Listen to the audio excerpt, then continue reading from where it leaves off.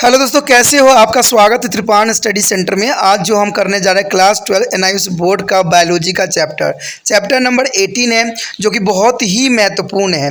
इसमें हम homeostasis the steady state के बारे में हम पढ़ेंगे।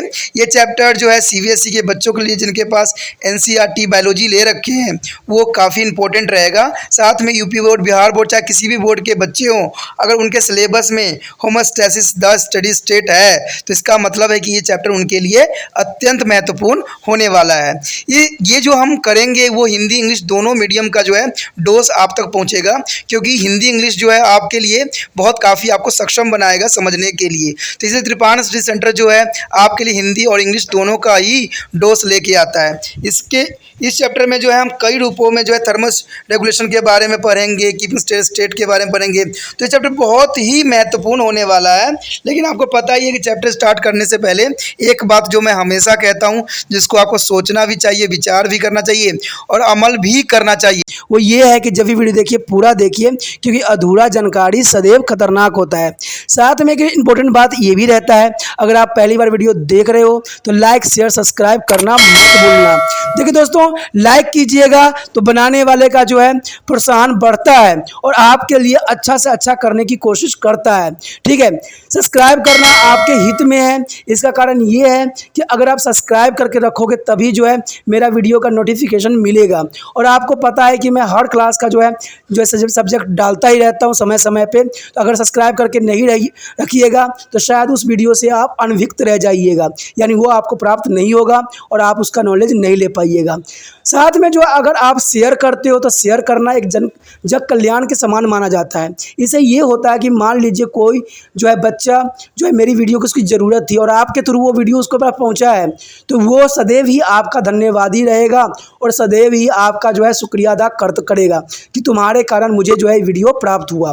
तो दोस्तों, आपको पता ही होगा कि त्रिपान स्टडी सेंटर सिर्फ एक क्लास के लिए ही अग्रसर नहीं है, ये कई क्लासों के लिए अग्रसर है। जैसे 8th 9th 10th 11th 12th CBSE के सारे चैप्टरों को कवर करेगा समय के साथ। प्लस जो है एनआईएस बोर्ड का 10th+2 को भी कवर करता है, सभी सब्जेक्टों का। प्लस जो है बीए पंजाब यूनिवर्सिटी का जो है फर्स्ट सेमेस्टर से लेकर 6th सेमेस्टर तक 8 सब्जेक्टों को कवर करता है। प्लस जो है एमए के जो है बच्चे ऑन डिमांड जो मुझे करते हैं कमेंट, उनके लिए भी त्रिपान स्टडी सेंटर जो है अग्रसर है। देखिए दोस्तों, त्रिपान स्टडी सेंटर इतना बड़ा है, विस्तृत है, तो आपको अभी जो है लाइक शेयर सब्सक्राइब कीजिए और अपने दोस्तों के साथ बांटिए। ठीक है, तो भूलिए मत, ये करना आपका फर्ज है और मेरा कार्य करना है आपको टॉपिक लेके चलना है। देखिए आज देखते हैं हमारा आज टॉपिक क्या है। Today our most important topic here, homeostasis. Homeostasis means the study of state. In this chapter is the biology as separate chapter number 18 in NIS board. In the preview lesson, you will study about their nervous system. The nervous system is the most important topic, and there you note how to the body function in the coordinate manner to the varying about the required effect or change. You also is a learn about their hormones and how to their work in way so that body know when to the start, when the speed up, when to slow down and when to stop, and even that is occur inside the body. In this lesson you will be study about their phenomena called the homeostasis, which mean to the keeping steady state. There is a homeostasis is operate from the variety of the needed inside our body, and one such a need in the regulation of the temperature is called thermoregulation. This lesson mainly covered with the various aspects of the thermoregulation. And after this lesson is complete, there is able to a defined term of homeostasis and explain the need in a body, and explain the term of thermoregulation and justify its need the body, and differentiation between to the endothermos and ectothermos, and the list the body part involved to the thermoregulation, and explain how the contribution of to the protection and heart loss, and the name the principal heart is regulating center in our body, and describe how to act, and explain to term of feedback and differentiation between to the positive and negative feedback mechanism. It is a very important chapter here doing. दोस्तों, ये chapter जो है होमोस्थैसिस इस बहुत ही important chapter है, जिसका मतलब यही होता है कि समस्थापन। देखिए, समस्थापन का मतलब होता है कि ये स्टेट कैसे करता है, यानी अस्थायी अवस्थाएं क्या होती है। अब देखिए अस्थायी अवस्था अत्यंत महत्वपूर्ण होता है, क्योंकि हमने पिछले जो चैप्टर जो हमने किया था तंत्रिका तंत्र के बारे में, न्यूरॉन के बारे में, तो हमने बहुत कुछ वहाँ जाना। ठीक है, साथ में हमने जो है फ्लो हार्मोन्स की भी विशेषता जाना, और साथ में हार्मोन की भी हमने बहुत डिस्कस किया और उसके जो है विस्तार पूर्वक समझने की कोशिश किया। लेकिन ये चैप्टर जो है समस्थापन, ये अत्यंत महत्वपूर्ण है, क्योंकि हम इसमें जो है तापन नियमन, यानी हमारे बॉडी में जो है ताप का कैसे नियंत्रण होता है और कैसे जो है थर्मो रेगुलेशन होती है हमारी बॉडी में, उसके बारे में हम पढ़ेंगे। जिसमें जो है साम्यावस्था यानी स्टडी स्टेट के विषय में हम पढ़ेंगे, जिसमें होमोस्टेसिस जो होगा। कहते हैं कि इसमें हमारे शरीर के जो है कार्य प्रणाली अत्यंत ही सुचारू रूप से करता है, ताकि वो जो है अच्छे से कार्य कर सके। अपने हार्मोन के बारे में हमने जो भी सीखा, उन सारे से हमें पता लगता है कि हमारे शरीर में जितने भी कंट्रोल होते हैं वो हार्मोन की वजह से ही संभव हो पाते हैं। कहते हैं शरीर के भीतर होने वाले किसी भी कार्य को कब आरंभ किया जाए और कब काम तेज़ी से लाई जाए, कब मद गति लाई जाए और कब इसको काम बंद कर दिया जाए, इसके विषय में जो है समस्थापन हमें पूरी बात सिखाएगा। यानी जो होमोस्टेसिस हम चैप्टर करने जा रहे हैं, ये बात हमें समझाएगा कि हमारा बॉडी किस प्रकार जो है इन कार्यों के लिए समावस्था स्थापित करता है, यानी इसको रेगुलेशन करने के लिए कैसे इसको आदेश देता है। तो ये देखिए वो तो कार्य था, लेकिन कैसे करवाया जाता है हमारे बॉडी में, तो इसके विषय में अगर आप समझोगे तो आप बहुत कुछ इम्पोर्टेंट बात समझ जाओगे, जिसका अर्थ यही होता है साम्यावस्था यानी स्टेडी स्टेट बनाए रखना। समस्थापन हमारे शरीर के भीतर विविध आवश्यकताओं की पूर्ति के लिए काम भी करता है, और ऐसी एक अवस्था है तापमान का नियमन की, जिसे हम ताप नियमन यानी थर्मो रेगुलेशन भी कहते हैं। तो ये चैप्टर जो है अत्यंत महत्वपूर्ण आपके लिए होने वाला है। कहते हैं जब ये चैप्टर आप कंप्लीट कर लोगे तो बहुत मामलों में बहुत कुछ समझ जाओगे, जैसे कि समस्थापन क्या है, उसकी परिभाषा क्या है, उसकी आवश्यकता क्यों पड़ती है हमें। ठीक है, तापन नियमन यानी जो थर्मो रेगुलेशन शब्द की व्याख्या भी कर सकोगे और शरीर में उसकी आवश्यकता और संगता भी बता सकोगे।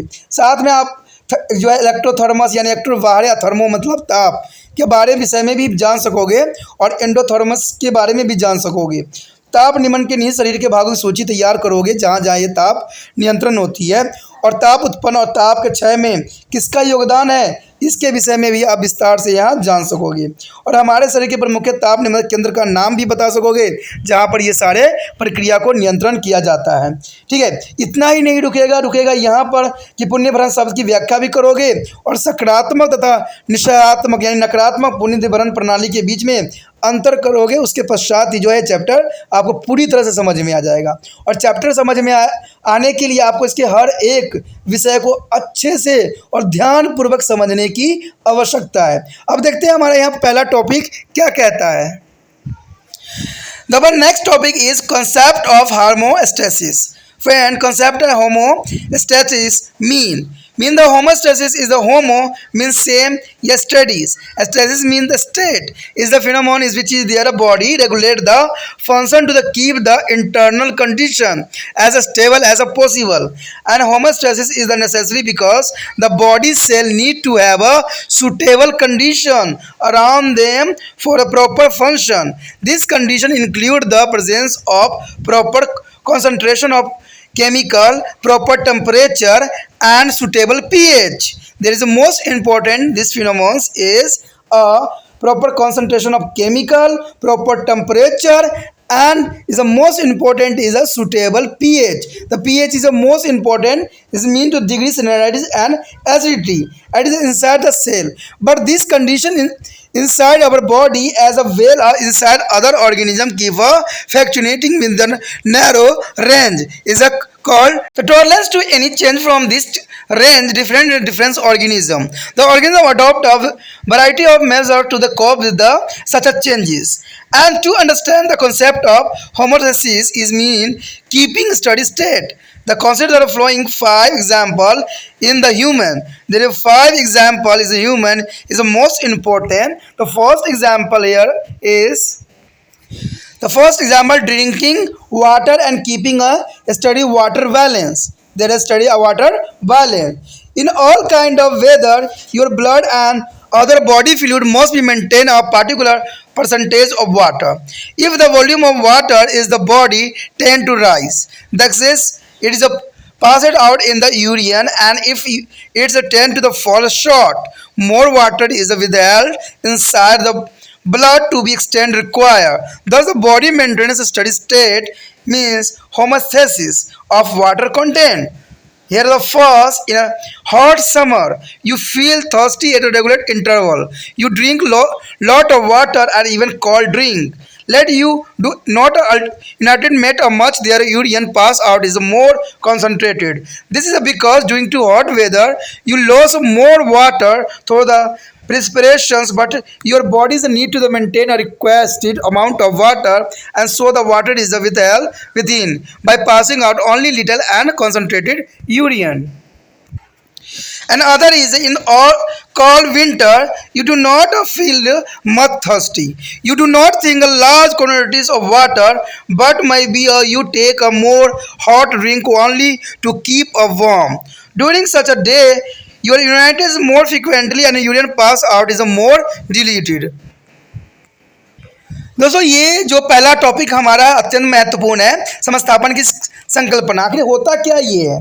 तो ये जो होता है समस्थापन की, यानी इसको हम होमोस्टेसिस कहते हैं, जिसको ग्रीक वर्ड में जो है होमोस का मतलब होता है सामान्य, स्टेसिस का मतलब होता है अवस्था। वह परिघटना है जिसमें शरीर अपनी क्रियाओं का नियमन करती है ताकि शरीर की आंतरिक जो है परिस्थितियां यथासंभव रूप से स्थायी बने रहे। समस्थापन इसलिए भी आवश्यक है क्योंकि शरीर की कोशिकाओं को ठीक प्रकार से कार्य करने के लिए अपने चारों ओर उपयुक्त परिस्थितियों की आवश्यकता होती है। इन परिस्थितियों में शामिल है कोशिका के भीतर रसायनों की उचित सांद्रता। देखिए दोस्तों, इसमें कितना इंपॉर्टेंट बात यहाँ बताता है कि हमारे जो है शरीर की जो बैलेंस करने के लिए तीन चीज़ें जो है बहुत ही इम्पोर्टेंट हमारे शरीर में मायने रखता है। कोशिका के भीतर रसायनों की उचित सांद्रता, उचित तापमान और एक समुचित जो है पीएच भी हमारे शरीर के लिए अत्यंत महत्वपूर्ण है। अगर ये पीएच ऊपर नीचे हो जाता है तो आप बीमार हो जाते हो, जिसमें क्षारकता और अम्लता की दोनों की मात्रा जरूरी होता है।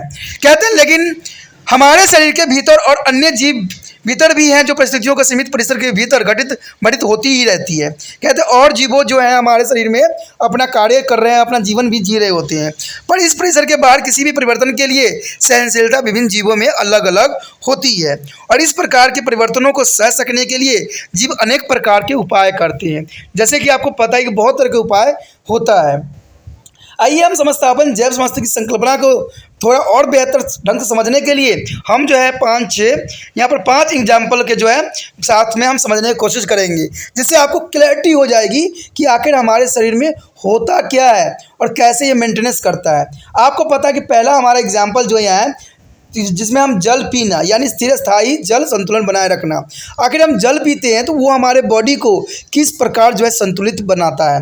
तो अगर आप देखोगे कि सभी प्रकार के मौसम में आपके जो है रुधिर में तथा शरीर के अन्य तरल पदार्थों में जल की एक जो है विशिष्ट प्रतिशत बनाए रखना जरूरी होता है।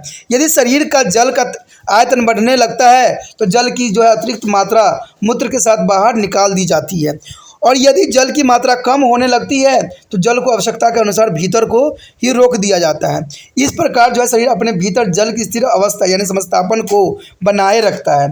बहुत अधिक गर्मी जब पड़ती तब क्या होता है, ये भी बात यहाँ आता है कि जब अधिक गर्मी पड़ती है तो हमारे शरीर में जो है वाटर मेंटेनेंस किस प्रकार होती है। कहते हैं आपको बार बार प्यास लगती है, आप जो है खूब पानी या ठंडे पेय पदार्थ भी पीते हो, फिर भी आपको पेशाब कम ही आता है। जो भी पेशाब किया जाता है वह संतृप्त होता है। ऐसा इसलिए होता है क्योंकि गर्मी में आप पसीने के जरिए अपने शरीर से काफ़ी जो है पानी बाहर निकाल देते हो, लेकिन आपके शरीर के पानी की समता प्रतिशत बनाए रखने की आवश्यकता तो होती ही होती है। अंततः आप क्या करते हो, कम मात्रा में और सांद्र पेशाब करने से जो है पानी की शरीर के भीतर ही रोक लिया जाता है, तभी आपको जो है बाथरूम बहुत ही कम आता है गर्मियों के टाइम। लेकिन सर्दियों में ऐसा क्या होता है, सर्दियों में आपको प्यास बहुत ही कम लगती है और आप ज़्यादा पानी नहीं पीते हो, ठीक है, लेकिन हो सकता है कि शरीर गर्म बनाए रखने के लिए आप जो है गर्म चाय, ठीक है, कॉफ़ी पीते हो, इस दिनों जो है आपके पेशाब भी अधिक आते हैं और इस पेशाब में पानी की मात्रा भी अधिक होती है, अथवा पेशाब जो है तनु होती है। तो ऐसा क्यों होता है? ये सारे जो है रेगुलेशन होती है जो हमारे बॉडी को जो है मेंटेनेंस करने के लिए अत्यंत महत्वपूर्ण है। जैसे आपको पता है कि त्रिपाण स्टडी सेंटर को मेंटेनेंस करने के लिए जो है आपकी आवश्यकता है, यानी आपको जो है उन बच्चों तक पहुंचाना है इस वीडियो को जिनको ये ज़रूरत है। कहते हैं ये सारे मेंटेनेंस करना ज़रूरी होता है। अगर ये बैलेंस नहीं बनता है तो जैसे कि आपको पता है कि हमारा शरीर बीमार पड़ जाता है, त्रिपाण स्टडी सेंटर भी बीमार पड़ जाएगा, फिर आपके लिए कुछ करेगा नहीं। आप क्योंकि जब ये बढ़ेगा ही नहीं, आगे चलेगा ही नहीं, तो आपके लिए अच्छा से अच्छा कैसे करने की कोशिश किया जा सकता है। इसलिए सोचना नहीं है, विचार नहीं करना है, इसको व्हाट्सएप स्टेटस पर लगाना है, चाहे उन बच्चों तक पहुँचाने की कोशिश करना है जिनको इस चैप्टर की ज़रूरत है, ठीक है, और वो अधिक तेज़ नहीं है। क्योंकि मुझे उन बच्चों की बहुत ही टेंशन रहती है जो कि वीक होते हैं और वो नहीं कर पाते हैं, लेकिन ये वीडियो जो है कई मायने में उनके लिए फ़ायदेमंद साबित होगा।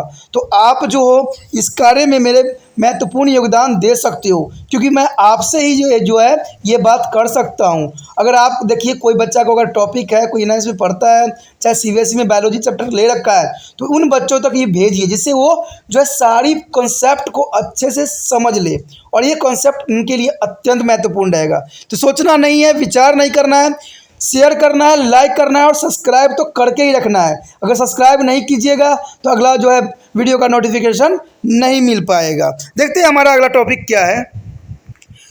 Our next example is eating sugar and keeping a steady sugar level in blood. Suppose you have been to the consuming too much sugar in a food, when as ours as a sweets are presumed to you as otherwise are normal. Your body will be handle the excess of sugar more than normal percentage in blood by storing it as a form of glucogen in their liver. At some other time when you are fasting or doing much of physical work, your blood sugar is used up rapidly, and at the time the liver convert to the storage glucose back into the so usually is a form that is a glucose to fill the gap and restore the normal blood sugar level. Means अगर हम देखें दूसरा example, तो इसमें बताया गया है कि चीनी खाइए और खून में शर्करा का स्तर स्थिर कीजिए। देखिए चीनी खाने से जो होता है, हमारा अगर किसी का ब्लड प्रेशर डाउन है या मान लीजिए कि उसमें शुगर की मात्रा है ही नहीं, क्योंकि आपको पता ही है कि अगर ब्लड जो होती है इसमें अगर शुगर की मात्रा बढ़ जाती है तो बहुत ही विनाशकारी होती है और लोग जो है तो डायबिटीज़ के शिकार हो जाते हैं। लेकिन आपको पता है कम होने से भी आपके शरीर के लिए जो है नुकसानदायक ही होता है। कहते हैं इसको मेंटेनेंस करना अत्यंत महत्वपूर्ण है, और ये मेंटेनेंस जो नहीं कर पाते हैं वो डायबिटीज़ के शिकार हो जाते हैं। और जिनको डायबिटीज़ रहती है उनकी ज़िंदगी तो आपको पता है कि हर एक व्यक्ति जो है डायबिटीज़ का शिकार रहता ही रहता है। लेकिन कहते हैं अगर जिनको नहीं डायबिटीज़, उनका शुगर लेवल बहुत ही कम है, कहते हैं जर्नली जो होती है 100 या 120 के आसपास ही होती है जिनका नॉर्मल कहा जाता है, ठीक है, 90 भी हो सकता है, इसमें कोई बुराई नहीं है। बट अगर उससे भी डाउन है तो उसका मतलब है कि उनको चीनी खाने की आवश्यकता है, और चीनी खा के ही वो अपने शरीर में जो है शर्करा स्तर को बढ़ा सकते हैं। मान लीजिए कि आप भोजन में पेय पदार्थों और मिठाइयों के साथ अधिक मात्रा में चीनी का सेवन कर रहे हैं।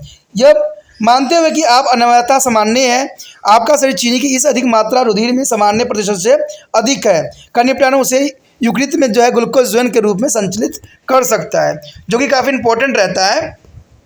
कहते हैं किसी अन्य समय पर यदि आप उपवास करते हो यानी फास्टिंग करते हो अथवा अत्यधिक शरीर परिश्रम कर रहे होते हो, तब आपकी जो रुधिर शर्करा तेज़ी से साथ खर्च हो रही होती है। यानी अगर मान लीजिए कि कोई व्यक्ति डायबिटीज़ का शिकार है, अगर वो फास्टिंग रखता है या थोड़ा कम मात्रा में भोजन ग्रहण करता है तो उसका ग्लूकोज जो है ऑटोमेटिक अब्जॉर्ब हो जाएगा, यानी वो जो शुगर की बीमारी है उसके पास वो भी डाउन हो जाएगा। तो ये अत्यंत महत्वपूर्ण है, क्योंकि कहते हैं ना अगर व्यक्ति चाहे तो खुद भी अपना इलाज करके अपने जीवन को सुचारू रूप से चला सकता है, और बड़े बड़े जो खर्चा जो हम हॉस्पिटलों में दान करते हैं पैसे, उन पैसों से हम बच सकते हैं देने से। तो यही तो कहते हैं, पढ़ाई लिखाई का मतलब ही यही होता है कि आप समझ सको कि किस प्रकार जो है हमारे शरीर और हमारे जीवन में हम ऐसे करें कि हमारे 2 पैसे भी बचे, प्लस हम जो है अच्छे से अच्छे अपना एजुकेशन भी प्राप्त कर पाएँ। तो यही बात इम्पोर्टेंट रखा गया है। अगर आप उपवास कर लेते हो या अधिक शारीरिक परिश्रम करते हो तो शकरा जो है जल्दी ही खर्च हो जाता है। आपने कभी सुना है कि जो व्यक्ति मजदूरी करते हैं, जो पत्थर काट तोड़ते हैं, जो कि कहते हैं मजदूरी करते, क्या उनका कभी ब्लड शुगर बढ़ा है? मेरे ख्याल से तो कभी उनका ब्लड शुगर बढ़ ही नहीं सकता, क्योंकि वो जितना खाते हैं उतना जो है बॉडी उनका न्यूट्रलाइज कर देता है। आज के समय में जो है शुगर की मात्रा इसलिए अपनी चरम सीमा पे है क्योंकि लोग जो है आलसी हो गए हैं और अपना कार्य तक भी अपने हाथों से करना पसंद नहीं कर रहे हैं, तो डायबिटीज़ के शिकार होते हैं। आए दिन जो है उनको शुगर की जो है गोली खाना पड़ता है। तो दोस्तों शुगर की गोली ना खाइए, घर के जितने भी अपना काम है वो सुचारू रूप से कीजिए। पढ़ने का काम है तो पढ़ने का काम कीजिए, पढ़ने के काम से भी आपका शुगर ऑटोमेटिक डाउन हो जाएगा। ठीक है, अगर आपको फैट हो रखा है बिल्कुल ही डाउन हो जाएगा, क्योंकि इसमें भी मेहनत लगती है। यहाँ पर ब्रेन के जो है बहुत एक्सरसाइज करनी पड़ती है। तो कहते हैं लोग ऐसे ही परेशान होते हैं कि मुझे शुगर है, डायबिटीज़ है। अरे शुगर और डायबिटीज़ के कारण तो आप खुद ही हो, अपने जो है आलसी वाला जीवन लाइफ स्टाइल तुमने चुना है, तो इससे तुम्हें शुगर तो बढ़ेगा ही बढ़ेगा। और आए दिन जो है इंजेक्शन तो आपको लगवाना ही पड़ेगा, आए दिन उंगली पे आपको सुई भुगवाना ही पड़ेगा। तो कहते हैं इंसान स्वयं ही इन बीमारियों का कारण है। ठीक है, अगर वो परिश्रम करे तो ऐसे समय में यकृत अपने भीतर जो है संचलित ग्लूकोज जोन को वापस प्रतिदिन रूप से अथवा ग्लूकोज के रूप में बदल देता है, ताकि कम होती जाती शकरा की मात्रा पूरी हो जाए और दूधी शकरा का स्तर सामान्य हो सके। Our third example is maintaining is a normal state of blood alkalinity. Here, sometimes you eat too much of salt, sodium chloride in your food. This is generally in the use in the food, but your blood normally maintain only the particular level of alkalinity. Means pH is a 7.34 to 7.43. Means as a alkaline. And the which is the only slightly is alkaline. Many extra salt consumed is a pass out through the urine and is cannot be stored in the body. If at some other time you have been eating too little salt or you are losing much of the through sweatings is your kidneys and will be hauled back to the required quantity through the sodium potassium balance. There is a sodium potassium balance. Here is the most important mean. इसका मतलब दोस्तों यही रहता है कि उदाहरण 3 में यही बात बताने की कोशिश की गई है कि रुधिर क्षारकता की स्थिर अवस्था को सामान्य बनाए रखना। देखिए ब्लड में अगर हम क्षारकता को सही नहीं बना के रखते हैं तो ये भी हमारे लिए घातक सिद्ध होता है। कभी कभी आप अपने भोजन में जो है ज़्यादा नमक खा जाते हैं, लेकिन आपका रुधिर सामान्य क्षारकता का केवल एक विशेष स्तर यानी पीएच जो होता है 7 से 38% जो है बनाए रखता है, जो कि लेह क्षारीय होते हैं और खाई जाने वाले नमक की अतिरिक्त मात्रा को जो है मूत्र के साथ बाहर निकाल दिया जाता है, क्योंकि यह जो है शरीर में संचलित नहीं किया जा सकता है। कहते हैं किसी अन्य स्थिति में हो सकती है और आप कम नमक खाएं, अथवा हो सकता है कि आप पसीने के साथ शरीर में अधिक मात्रा में नमक निकाल रहे हो। ऐसी स्थिति में आपको जो है यानी किडनी जो है सोडियम पोटाशियम संतुलन द्वारा नमक की जो है आवश्यक मात्राओं को शरीर के भीतर रोक ले लेंगे। तो ये एक अत्यंत महत्वपूर्ण बात यहाँ दोस्तों रखता है कि हमारे शरीर में जो है रुधिर की कैसी यहाँ प्रक्रिया होती है। कहते हैं हमारे शरीर में सारे प्रक्रिया जो है सुचारू रूप से होता है, क्योंकि आपको पता है कि हमारे शरीर में जो है पीएच वैल्यू जो हमारे बॉडी मेंटेनेंस करता है वो 7.34 से लेके 7.43 तक करता है, जो कि काफ़ी इंपॉर्टेंट रहता है। तो इसमें नमक जो है, नमक भी आप अगर खाते हो तो आपको पता है स्वेटिंग के थ्रू ही यानी पसीने के थ्रू ही भी बॉडी से बाहर निकल जाता है। तो ये काफ़ी इंपॉर्टेंट होता है आपके लिए, ठीक है, और आपके शरीर के जो है बैलेंस मेंटेनेंस करने के लिए। The fourth is managing the number of the red blood cell. This is the most important topic here. A normal human adult is possesses about 5 million red blood corpuscles, means RBC, per cubic millimeter of blood. Whenever is a plane is a devils is a visit a hill station at the high altitude without any break journey in between, he is like to the feel escorted for the couples of his day. And the later there a person become a normal at the night altitude their atmospheric pressure is lower and their amount of oxygen carried by their this is a normal number of RBC in a sufficient. Within a day or two, the body add more RBC into the blood to pick up to the normal required quantity of oxygen. When some is a person return to the plan at the lower altitude to a higher RBC level that was acquired at the hill now began to take up oxygen excess. With this harmful, the body readjust as their red blood cells and will be get reduced in a number to become stable at the original level. Means दोस्तों यहाँ पर जो एक बात बताई गई है, जो चौथा पॉइंट में है, उसमें यही बात बताई गई है कि लाल रुधिर कोशिकाओं की संख्या को बनाए रखना। देखिए आरबीसी जो है हमारे बॉडी में मेंटेनेंस का कार्य बहुत ही भली भांति करता है, क्योंकि लाल रुधिर कोशिकाएं जो होती हैं हमारे लिए अत्यंत महत्वपूर्ण होती है और इसी की वजह से जो है ब्लड जो है रेड दिखता है, यानी हीमोग्लोबिन के प्रेजेंट के कारण ही जो है लाल रुधिर कोशिकाएं दिखती है। कहते हैं एक सामान्य वयस्क व्यक्ति को एक 10 मिलीमीटर रुधिर में लगभग 5 मिलियन यानी 50 लाख जो है लाल रुधिर कोशिकाएं आरबीसी होते हैं। कम से कम 50 लाख तो होती है। मैदानी इलाकों में रहने वाले कोई व्यक्ति जब लगातार यात्रा करता हुआ ऊंचाई पर किसी पहाड़ी इलाकों में जाता है तो उसे 3 से 4 दिन तक थकावट महसूस होती है। बाद में ये व्यक्ति सामान्य हो जाता है।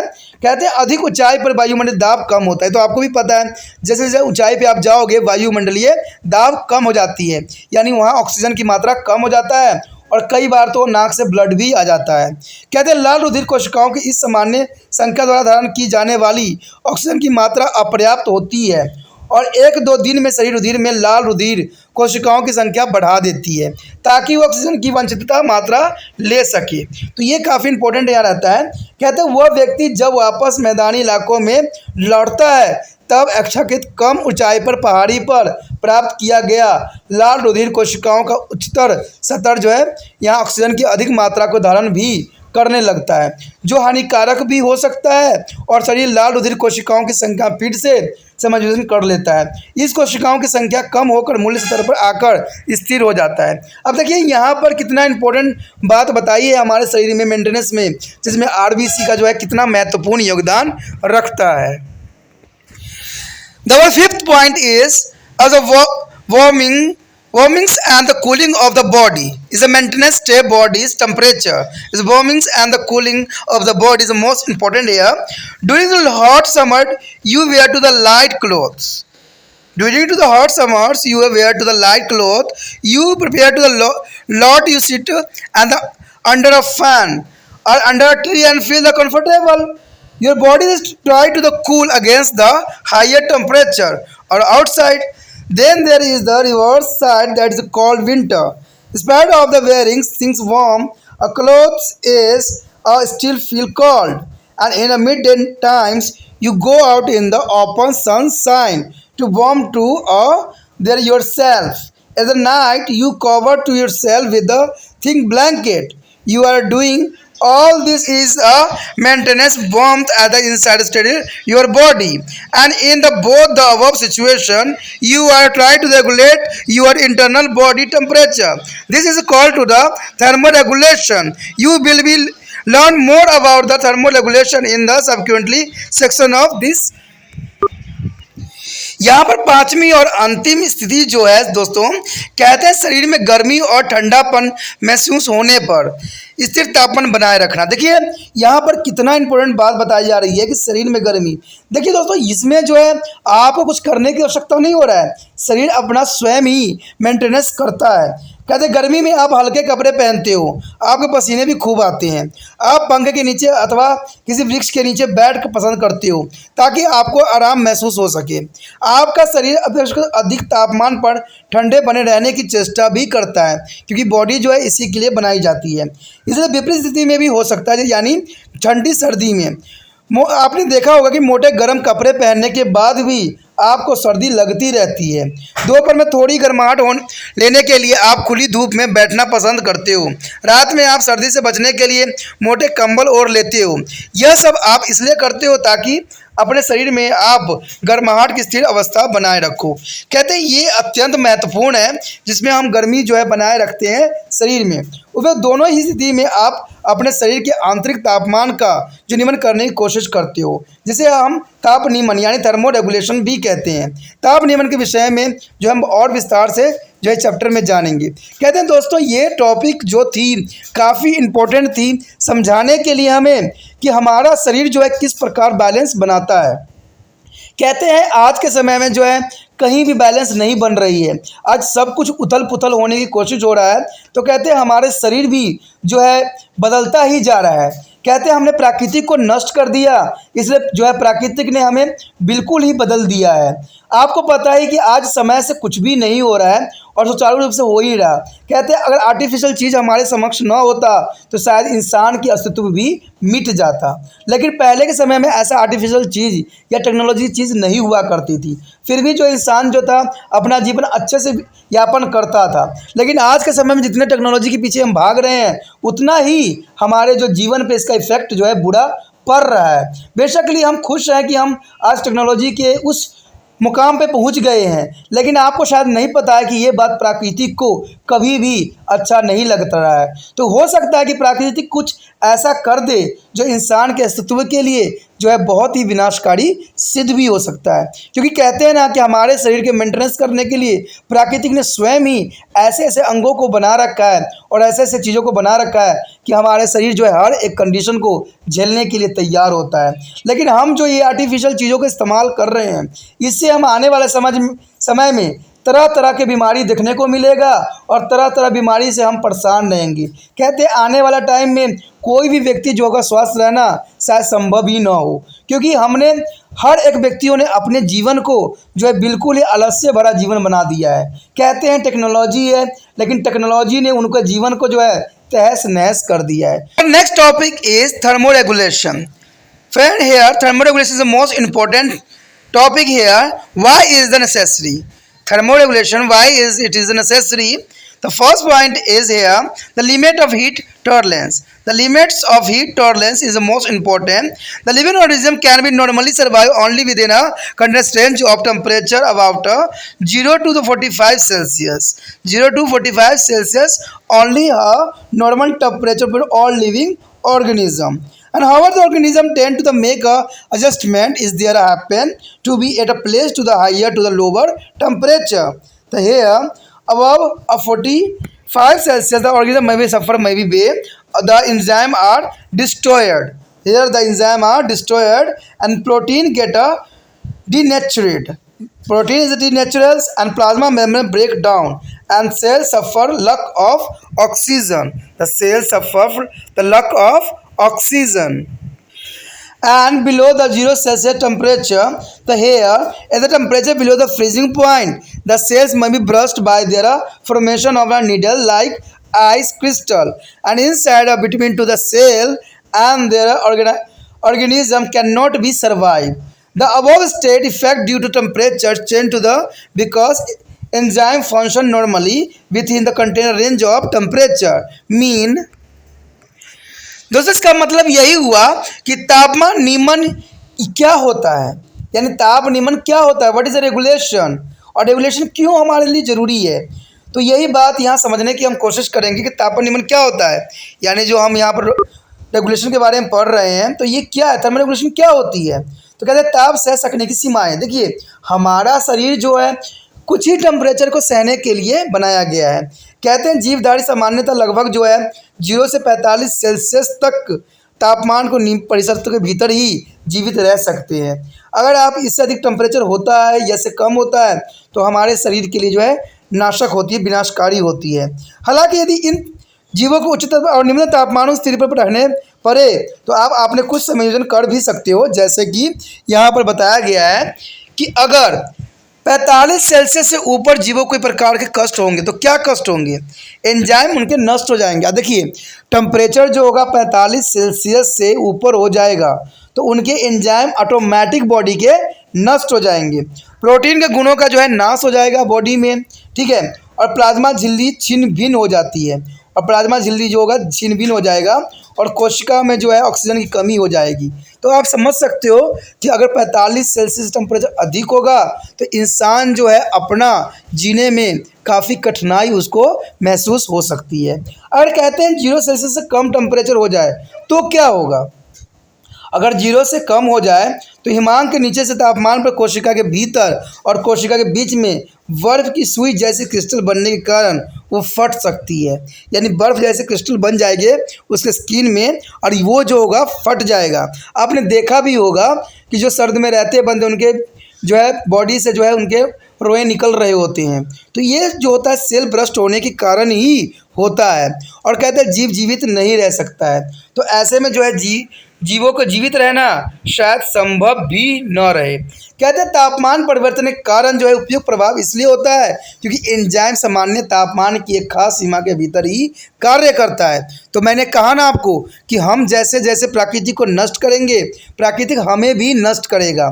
तो आपने आजकल देखने को मिला ही है कि टेम्परेचर तो 50 सेल्सियस के ऊपर पार हो जाता है। ये तो जर्नल सी बात है जिसको आप लोगों को भली भांति इसको ज्ञात है। और क्या होगा तो टेम्परेचर जो होती है 0 सेल्सियस से नीचे भी चली जाती है। तो इसका मतलब है कि प्राकृतिक हमें सबक देने की कोशिश कर रही है, सबक सिखाने की कोशिश कर रही है कि अभी भी समय है, संभल जाओ, नहीं तो ये टेम्परेचर की जो खेल है जो तुम लोगों ने पेड़ पौधों को नष्ट कर दिया है उसका जो परिणाम आने वाला समय में बहुत ही भयानक होगा। क्योंकि आपको पता है कि पेड़ पौधे जो होते हैं वो इन चीज़ों को जो है मेंटेनेंस करते हैं। ठीक है, कहते हैं जितना पेड़ पौधे होता है उतना ऑक्सीजन रिलीज होती है और ऑक्सीजन एक तरह से ठंडा होता है। ठीक है, तो ये काफ़ी इंपॉर्टेंट होता है। और कार्बन डाइऑक्साइड की मात्रा जितना अधिक रहेगा उतना गर्मी पैदा होगा। इसका आप एग्जाम्पल भी समझ सकते हो कि अगर सर्दी में काफ़ी लोग अगर एक रूम में रहते हैं तो जो है रूम जो है काफ़ी गर्म होता है। कारण क्या है? उनके अंदर से जो कार्बन डाइऑक्साइड छोड़ी जाती है यानी वो गर्म करके रखती है पूरे रूम को। ठीक है, लेकिन वही बात अगर आप देखो ऑक्सीजन की तो ऑक्सीजन ठंडा होता है क्योंकि ऑक्सीजन के लिए हम क्या करते हैं घर खोल देते हैं तो पूरा घर जो है ठंडा हो जाता है। कारण ये होता है कि वो ऑक्सीजन से भर जाता है। तो ये आप मेंटेनेंस की बात समझ सकते हो जो कि बहुत ही इम्पोर्टेंट बात यहाँ रखता है। अगर अभी भी आप लोग समझते हो क्योंकि दोस्तों मुझे देखिए मुझे उन बड़े लोगों से कोई मतलब नहीं है, चाहे जो बड़े हो गए हैं उनसे भी मतलब नहीं है। मुझे उन बच्चों से मतलब है जो आने वाले भविष्य हैं, जो देश के भविष्य हैं। क्योंकि इन्हीं बच्चों में से बहुत से बच्चे ऐसे भी बनेंगे जो सरकार के रूप में होंगे। तो ये सरकार के रूप में अगर ये बात समझ लेते हैं तो हो सकता है कि वो ऐसे रूल रेगुलेशन बना दे आने वाला टाइम में जो हमारे देश में जो है काफ़ी जो है संतुलित बनाया जा सकता है। बेशक ये सरकार आप पता ही है कि पर्यावरण दिवस के रूप में भी मनाती है और बहुत ही पर्यावरण के लिए सरकार भी जो है एक रूल रेगुलेशन सिर्फ पास करती रहती है। कहते हैं इसको जो है विश्व लेवल पे किया जा रहा है।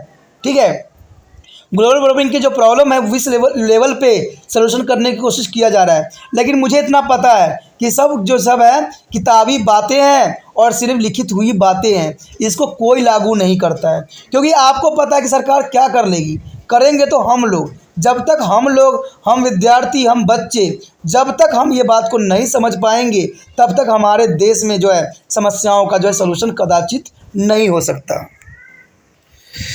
The next topic is efficiency of enzyme at a different temperature. So friend, here's the most important topic: efficiency of enzyme at a different temperature. The enzyme carry out almost all the chemical reaction as occurring inside our body. They have several characteristics, and the most important one has their relation with the respect and the temperature. At 0 Celsius, the enzyme are inactive. There is 0 temperature, the enzyme are inactive form. At the rate of enzyme catalyzed reaction doubles with the every 10 degrees rise in a temperature between 4 to 40 Celsius temperature. And on a warmings, the warmth is where to temperature rise, the enzyme start working faster. There is a temperature is high, the enzyme are the fasting. If the temperature become too high, more than 40 Celsius, the enzyme began to work too rapidly and produce too unwanted intermediate chemical and not be required ones. A still higher temperature, the enzyme get a denature of destroyed. The denature means destroy their own. And uncooling. There is uncooling. The temperature lower than to the optimum temperature, the enzyme become a less and less efficiency. At the freezing temperature, the enzyme may be turned totally inactive. There is a cooling temperature, their enzyme is totally inactive. दोस्तों यहाँ पर अत्यंत महत्वपूर्ण बात आ रहा है जो कि बहुत इंपॉर्टेंट है। कहते हैं विभिन्न तापमानों पर एंजाइम की क्या कार्य क्षमता होती, कैसे करता है विभिन्न विभिन्न टेम्परेचर पे एंजाइम, क्योंकि आपको पता है ना एंजाइम हार्मोन हमारे बॉडी के लिए अत्यंत महत्वपूर्ण है। जहाँ एंजाइम जो है पाचन चीज़ों को नियंत्रण करता है, वहीं हार्मोन जो है बॉडी के रेगुलेशन करने में अत्यंत महत्वपूर्ण योगदान देता है।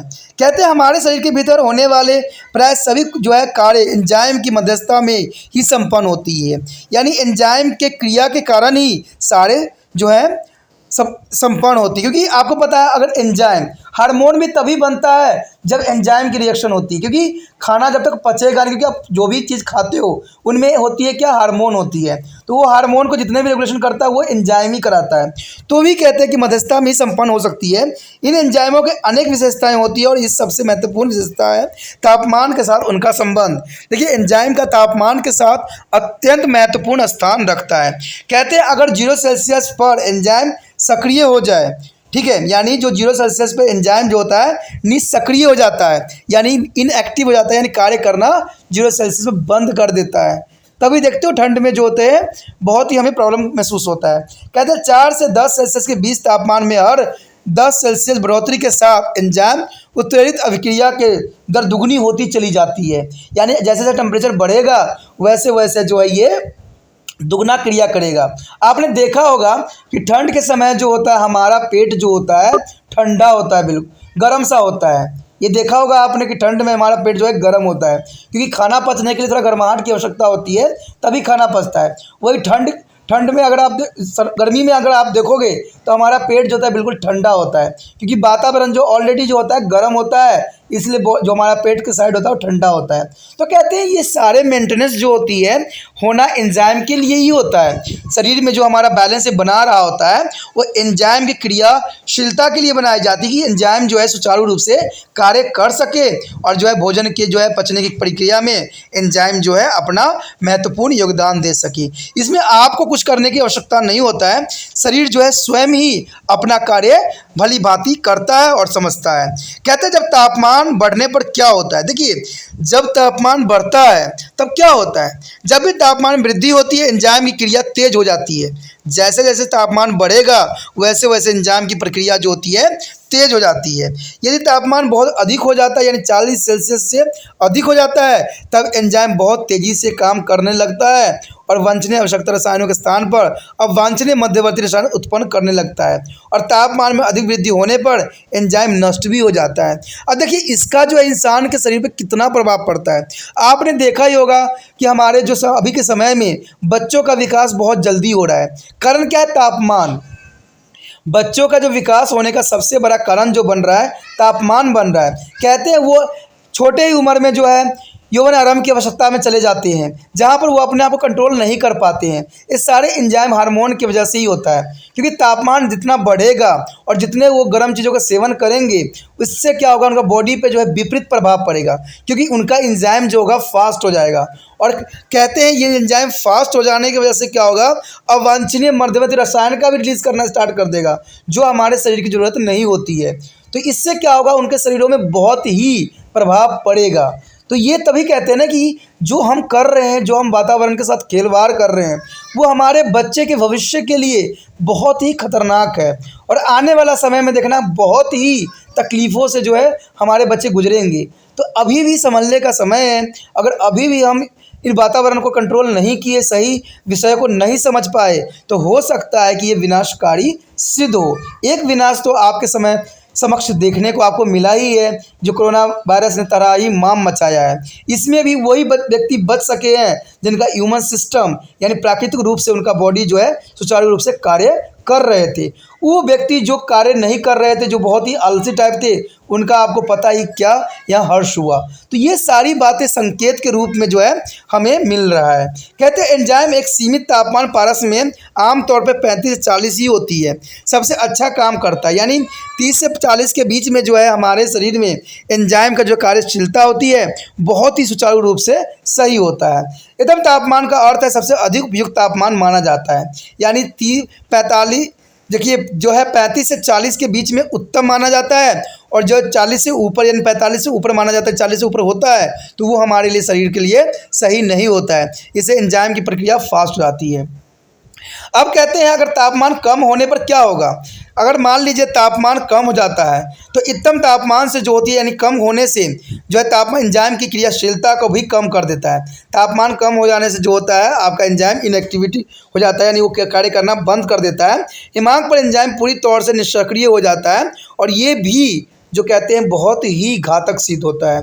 दोस्तों यही बात बहुत ही इम्पोर्टेंट रखता है कि तापमान का प्रभाव जो है हमारे शरीर पे वैसे ही पड़ता है जैसे दूसरे पेड़ पौधों पे भी पड़ रहा है, जैसे स्टोमेटा पे भी पड़ता है वैसे ही हमारे शरीर पे भी पड़ता है। तभी मैंने कहा था ना कि हमारा शरीर और पेड़ पौधे जो है कई मायने में सामान्य क्रियाएं करते हैं, इसीलिए जो है हमें दोनों को बचा के रखना अत्यंत महत्वपूर्ण है। अगर आप पेड़ पौधों को बचा लेते हो तो आपका जीवन स्वयं ही सुरक्षित हो जाता है।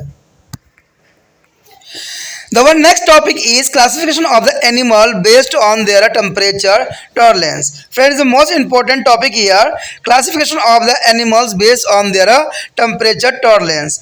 Based on the capability and the manner of regulating body heat, all the animals found on the earth are grouped into the two main categories, endothermus and exothermus. Endothermus and exothermus here. The first is endothermal and ectotherms. There is endothermus means endo, inside, thermo means heat. Example, all the birds and the mammals endothermus are organism. There is a birds and mammals are the endothermus organism which maintain a steady body temperature irrespective on the temperature of surroundings. Two other terms often used to the synonymously there is endothermus are here homothermus. This is a homo means same, thermo means heat, refer to keep their same constant warmth and body temperature, and second is warm-blooded means oldest term is a seldoms used now. The means of animals which is are felt warm whenever is a touched. If you hold a pigeon in your hand or feed is a rabbit by touch, even if it is intensely cold outside, you will be find them of warm means there are regulate a body temperature of difference. There is the most important here, and B is the ectothermo means ecto is outside and thermo means heat. So those animals was the body temperature rise and the fall in the rise and fall of the surrounding temperature are termed ectothermo. Ectothermal, all the animal, other hand, birds and mammals are ectothermal. Example, fish, frog, lizard, insect is the earthworm, etc. To the other terms, often to the usually synonymous with their ectothermos are. The picothermal means piccolo means changing, wherein the term is heat, refer to acquiring the body temperature from that of surrounding. And cold-blooded here, the oldest term and sometimes used now mean animal which is are called when the touch it. If you hold a frog in your hand, feel the touch of the cockroaches, they are only colded than your body. दोस्तों यहाँ पर अत्यंत महत्वपूर्ण बात आया है कि तापमान सहनशीलता के आधार पर प्राणियों का वर्गीकरण। अब देखिए तापमान सहनशीलता में सभी जीव जंतु का अपना अपना विशेष स्थान होता है, चाहे वो रेप्टाइल हो, चाहे वो मेमल्स हो, चाहे एविज हो, चाहे कोई भी हो, चाहे बर्ड्स हो, सबके अपने अपने बॉडी का टेम्परेचर मेंटेन करने के लिए जो है नेचर ने अपना अपना रेगुलेशन बनाया है। कहते हैं कुछ जीव जो है पानी में रह लेते हैं, कुछ ठंड में रह लेते हैं, कुछ हॉट कंडीशन में रह लेते हैं। ठीक है, कहते हैं जैसे हॉट राजस्थान आप देखोगे तो वहाँ पर भी जीव जंतु देखने को मिलते हैं। ठीक है, अगर पानी में देखोगे तो वहाँ पर भी आपको देखने को मिलता है। अगर आप बर्फ वाली इलाकों में जाते हो तो वहाँ पर भी जीव जंतु दिखता है जो अपना जीवन जो है सुचारू रूप से करने योग्य बनाता है। तो कहते हैं शरीर की गर्मी का नियमन करने की क्षमता और तरीके के आधार पर पृथ्वी पर पाए जाने वाली सभी प्राणियों को दो मुख्य श्रेणियों में बांटा गया है। एक जो है एंडोथर्मल, एक है आपका एक्सोथर्मल। एंडोथर्मल मतलब होता है अंतरपोषी, यानी अंतर में क्या है उसका कैसा मिल रहा है, और बाहरी शोषी का मतलब होता है एक्सोथर्मल। तो सबसे पहले तो हमारे समक्ष यही आता है अंतरश्रमी। अंतरश्रमी मतलब होता है बाह्यश्रमी। अंतरश्रमी जो है इंडो, इसका मतलब इंडो होता है, और इंडो का मतलब होता है अंत, थर्मो का मतलब होता है तापमान, उष्मा। कहते उदाहरण सभी पक्षी और स्तन प्राणी जो होते हैं यानी मैमल्स होते हैं या बर्ड्स आप लेते हो तो कहते हैं सभी के सभी जो होते हैं अंतर्रोशिक जीव होते हैं जो आसपास के तापमान के निरपेक्ष अपने शरीर का तापमान स्थिर बनाए बनाए रखने के लिए अत्यंत महत्वपूर्ण स्थान रखता है। कहते हैं अंतर्शोषी प्राणियों के लिए पर्यायवाची रूप से दो अन्य नाम भी प्राय प्रयुक्त किए गए हैं। वो दो नाम जो है वो है, पहला नाम तो है समतापीय यानी होमोथर्मस। होमो मतलब है सम और सामान्य मतलब होता है और थर्मस का मतलब होता है ताप या उष्मा, यानी होमोथर्मस जो अपने शरीर का तापमान स्थिर अथवा नियमित बनाए रखते हैं, यानी इसको हम समतापीय जीव कहते हैं। एक होता है गर्म रुधिर वाले यानी वार्म ब्लडेड, ठीक है, गर्म रुधिर वाले यानी वार्म ब्लडेड प्राणी से जो आप शायद इस्तेमाल होते हैं, प्राणी जिसका शरीर छुए जाने पर गर्म लगता है, ठीक है, कितनी भी सर्दी क्यों ना हो, यदि आप एक कबूतर को अपने हाथ में पकड़ते हो तो फिर या खरगोश को छूते हो तो ये आपको गर्म महसूस होती है। इसका मतलब है कि इनका जो ब्लड है वार्म ब्लडेड एनिमल है, यानी ये अपने आप को बॉडी टेम्परेचर जो है ब्लड के रूप में करते हैं। तो देखिए कितना इंपॉर्टेंट नेचर ने यहाँ इनको बनाया है। उसके पश्चात है बारहउष्मीय यानी बारह से एक्टो का मतलब था बारह, थर्म का मतलब था ताप या उष्मा। कहते हैं उन प्राणियों को जिनके शरीर का तापमान आसपास के वातावरण के तापमान के घटने और बढ़ने के साथ साथ घटता बढ़ता रहता है, बारहउष्मी कहलाते हैं। कहते हैं पक्षी और स्तनधारियों को छोड़कर अन्य सभी प्राणी जो है बारहउष्मी होते हैं। कारण यही होता है ना कि मछली हो गया, मेढक हो गया, छिपकली हो गया, कीट हो गया, केचुआ हो गया आदि जो सभी जीव जो है बारहउष्मी प्राणी के लिए प्राय रूप में दो नाम इनके लिए उपयुक्त है।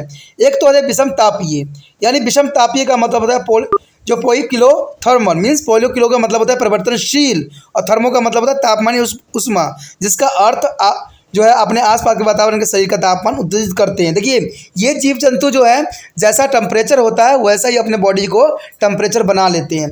इसका सबसे अच्छा एग्जांपल जो है मेढक है। मेढक देखते हो पानी में भी रहता है और ज़मीन पर भी रहता है।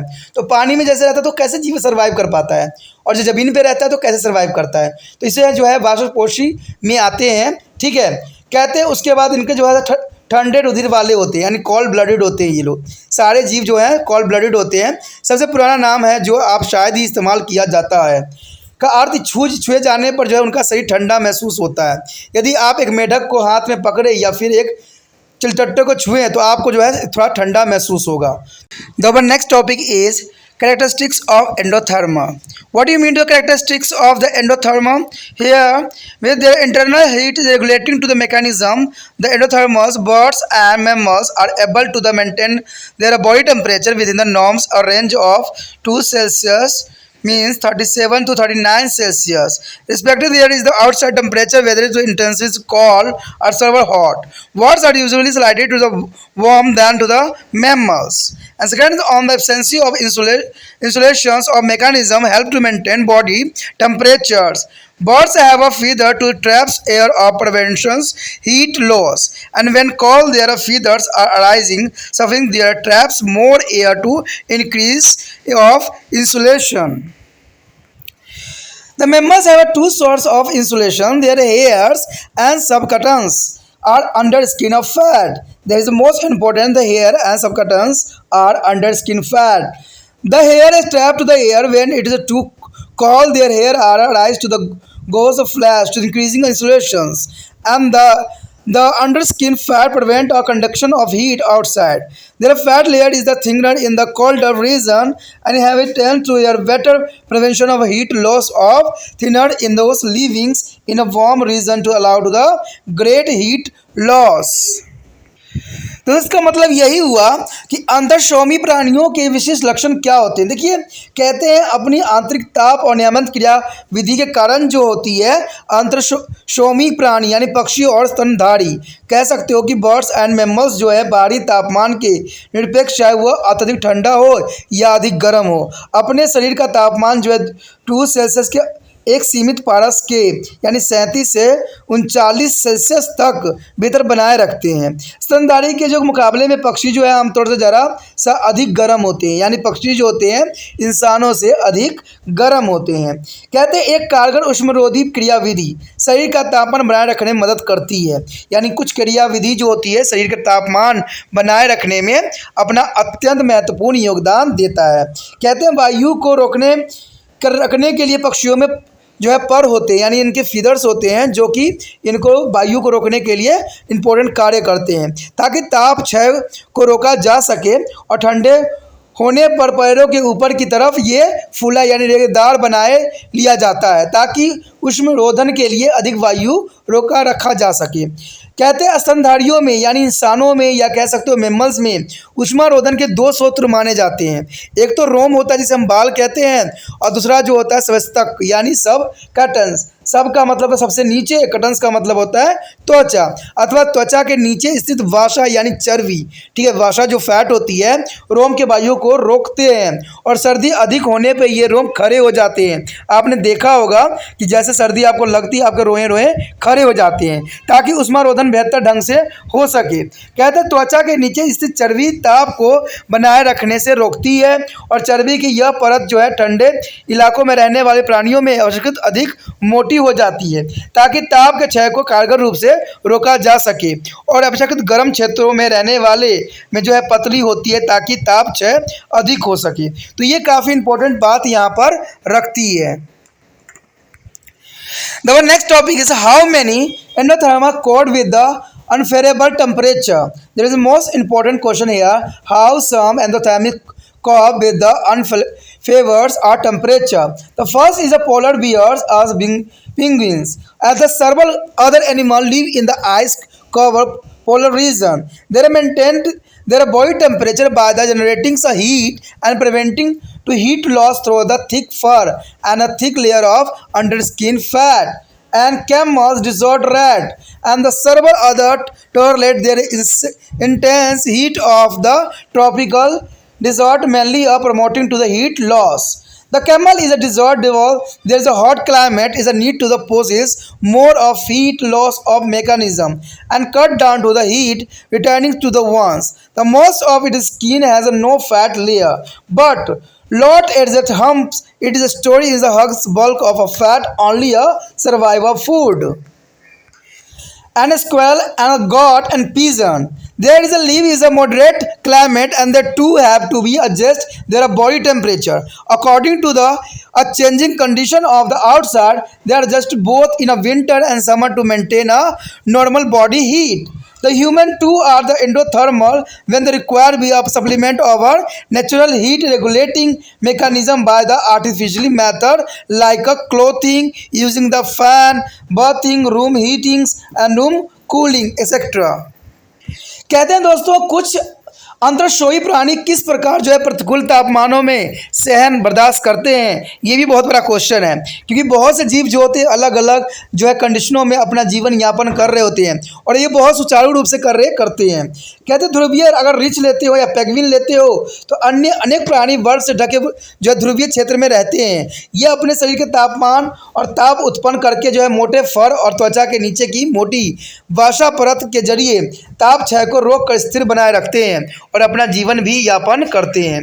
कहते हैं अगर आप दूसरी तरफ रेगिस्तान के ऊँट को लेते हो तो ऊँट जो होती है रेगिस्तानी चूहे और अन्य अनेक प्राणी जो है उष्णकटिबंधीय रेगिस्तानों की भीषण गर्मी को प्रमुख रूप से ताप क्षय को बढ़ावा देकर सहन कर लेते हैं। तो ये काफ़ी इंपॉर्टेंट बात यहाँ रखता है। कहते हैं जैसे ऊँट गर्म जलवायु वाले रेगिस्तान में रहने वाली प्राणी है, और इसे क्षय जो है ताप क्षय क्रिया विधियों की ताप पर बनाए रखने वाली प्राणियों को कम करने की अधिक आवश्यकता होती है। इसकी अधिकांश त्वचा में चर्बी की कोई परत नहीं होती है, लेकिन इसके कुबर में यानी कुबर जिसको हम्प्स भी कहते हैं जो निकला हुआ होता है ऊपर पर, अगर आप ध्यान दीजिएगा तो इसके भीतर निहित भोजन के रूप में बहुत सारी बासा संचलित होती है, यानी इसके लिए भोजन जो है वहाँ पर इकट्ठा रहता है जो उसको जो है नरिशमेंट हमेशा करता रहता है। बेशक देखिए इसके हम जो निकला हुआ है इसका कारण यही होता है कि इसकी बॉडी जो होती है बहुत पतली होती है, क्योंकि वो गर्मी को सहन कर सके। इसलिए कहते हैं ना कि जो ऊपर वाला सोच समझ के धरती का निर्माण किया, इसमें प्रत्येक जीव का जो है बहुत खासियत बातें जो है नोट करने वाली होती है, जिसको आप देख के भी और सुन के हैरान हो जाओगे। तभी तो कहते हैं पढ़ाई एक ऐसी चीज़ है जिसमें हम हर चीज़ के बारे में समझ सकते हैं, और जो बच्चे पढ़ाई पे ध्यान अच्छे से नहीं दे रहे हैं वो क्या जानेंगे कि इसका अर्थ क्या होता है और इसका समझ क्या होता है। क्योंकि सारे इन्फॉर्मेशन जो है आपको त्रिपान स्टडी सेंटर पे ब्रीकी से ब्रीकी मिलेगा। तभी तो कहता हूँ उसको सब्सक्राइब करके रख लीजिए, ना जाने कौन सा वीडियो आपके लिए अत्यंत महत्वपूर्ण हो सकता है। तो हम तो यही जानते थे कि ऊँट जो होती है उसमें पानी रहता है, स्टोर करके रखता है, क्योंकि इसीलिए इसको जहाज़ कहा जाता है। लेकिन यहाँ पर आप अगर समझिएगा एक नई बात कि यहाँ पर जो होता है फैट जमा रहता है। बेशकली वाटर हो चाहे ना हो, लेकिन वाटर कुछ अमाउंट में रहती है, लेकिन फैट जो होती है पूरे बॉडी में फैट उसके पास कहीं नहीं होती है। तो सारे के सारे जो होता है हम्स में आके इकट्ठा हो जाता है, जो उसको खाने के रूप में जो उसको मिलता रहता है। किसी इंसान के अगर मान लीजिए फैट जो होता है स्टमक के पास फैट इकट्ठा होता है तो उसके भी होना ज़रूरी होता है, क्योंकि क्या पता उसको कई दिन तक खाना ना मिले, तो इसके उस समय इमरजेंसी के समय में जो है ये उपयोग कर सके। तो ये काफ़ी इंपॉर्टेंट बात आपके लिए रखता है। कहते हैं अगर गिलहरी आप देखोगे या बकरी या कबूतर इत्यादि औसत जो है तापमान पर पाए जाते हैं और उन्हें भी बाहर की जो है परिवर्तनशील परिस्थितियों के अनुसार अपने शरीर के तापमान का समायोजन करना भी पड़ता है। इन सब प्राणियों के सर्दी और गर्मी दोनों में ही अपने शरीर का सामान्य ताप बनाए रखने पड़ते हैं, जो कि बहुत काफ़ी ज़रूरी होता है। कहते हैं मनुष्य भी उत्सर्गोही प्राणी है, जब भी आवश्यकता पड़ती है हम भी अपना ताप नियमित क्रियाविधि के साथ साथ कृत्रिम तरीके जैसे कि वस्त्र पंखे का इस्तेमाल करके स्नान द्वारा कमरे को गर्म करके ठंडा करके शरीर के तापमान को स्थिर बनाए रखने के लिए हम जो है आर्टिफिशियल चीज़ों के या न्यू टेक्नोलॉजी का हम इस्तेमाल करते हैं। The next topic is some ectothermals and how there is a cope the unfavorable temperature condition. Some ectothermals and how there is a cope unfavorable temperature condition is the most important question here. Consider the following example. There are understanding to the thermals and the how unfavorable condition is the living. The first of all, a frog. Frog is a hibernated under the growth in the cold winter and activated during to the hot summer to the avoid to the heat and escape from a cold. The hibernations are winter sleep in the characterized by their animals and slowing down to the activity or resting underground during to hibernations their basal metabolic rate remain to the low. And second is a fish. Fish live in water. Water shadow domes undergoes to the extremely temperature change like the ones to the land. Once on the land, still the fish either make a minor adjustment in their body part to minimize to the heat loss or heat gain, or if they are unable to do so, they are migrate to the less harsh region. Their only condition is to provide to the fish is the most important. The heat is loss and heat is gain. There is a fish live in the water. It is the most important example for here. And next is a lizard and crocodile. The lizard and crocodile is the best of the open sun to a warm himself during to the cold weather.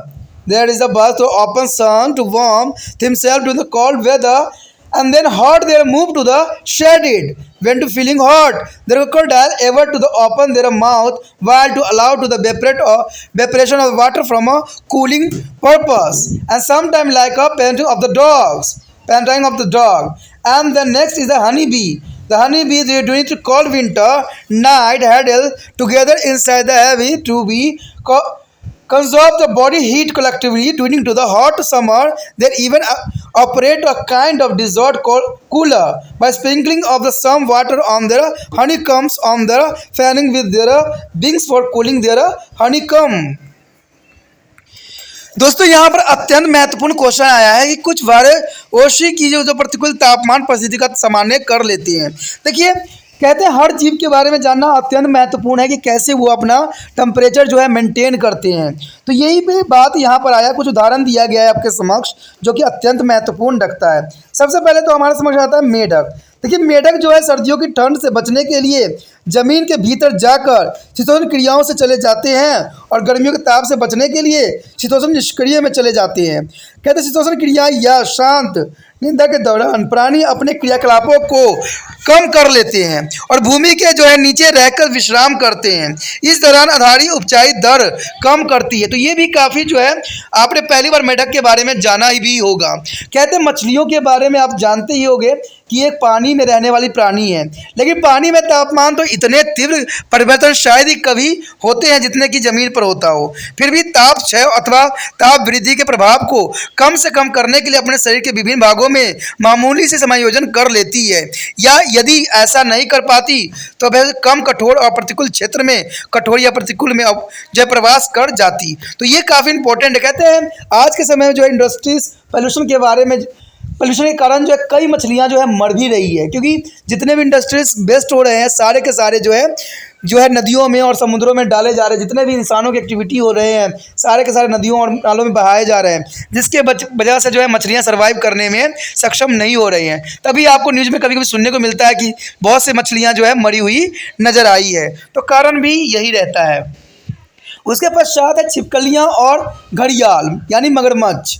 ये भी अपना important स्थान रखते हैं। अगर आप ध्यान से इसको देखो तो कहते हैं ठंड मौसम में अपने आप को गर्म रखने के लिए खुले में जाकर धूप सेकने लग जाते हैं और गर्मी होने पर वे छायादार क्षेत्रों में चले जाते हैं। गर्मी के महसूस करने पर घड़ियाल तो अपने मुंह को काफ़ी चौड़ा खोल लेता है। देखा ही होगा आपने, जो मगरमच्छ होता है वो अपना चौड़ा मुंह खोलता है। अब सोचते होगे ऐसे ही खोलता है, लेकिन दोस्तों ऐसा नहीं है। इसका अर्थ ये होता है मुंह खोलने का, ताकि वो पानी का वाष्पोत्सर्जन हो सके, यानी पानी का वाष्पोत्सर्जन के लिए ही वो जो है चौड़ा मुंह खोलते हैं और आपको नज़र भी आता है। और वो ठंडक महसूस भी कर सके, यानी उनको ठंडक महसूस होता है। आप भी देखते हो कि जब आप ठंडे में जो है हवा की तरफ खींचते हो, मुंह के अंदर खींचते हो, आपको ठंडक महसूस होती है। तो ऐसा ही घड़ियाल भी करने की कोशिश करता है। कहते हैं घड़ियालों की यह प्रक्रिया ठीक वैसे ही होते हैं जैसे कुत्ते को हाँफते समय होती है। कुत्ता भी हाँफता है तो इसका मतलब ये नहीं होता है कि वो थक रहा है, वो वाष्पोत्सर्जन कर रहा होता है, यानी उसको अपने आप को कूल करने की एक तकनीक है। शायद आपको ये पहली बार पता लगा होगा कि कुत्ता हाँफता क्यों है, कुत्ता जीभ जो है क्यों निकालता है। ठीक है, तो ये मैंने कहा ना, ये बहुत ही इम्पोर्टेंट बात आपके समक्ष था। कहते हैं मधुमक्खियाँ, अगर आप देखोगे तो मधुमक्खियाँ जो है रात्रि के दौरान छत्ते के भीतर नज़दीकी के साथ सटकर एकत्र हो जाते हैं, ताकि मिलजुल के वो शरीर की उष्मा का क्षय न होने दे।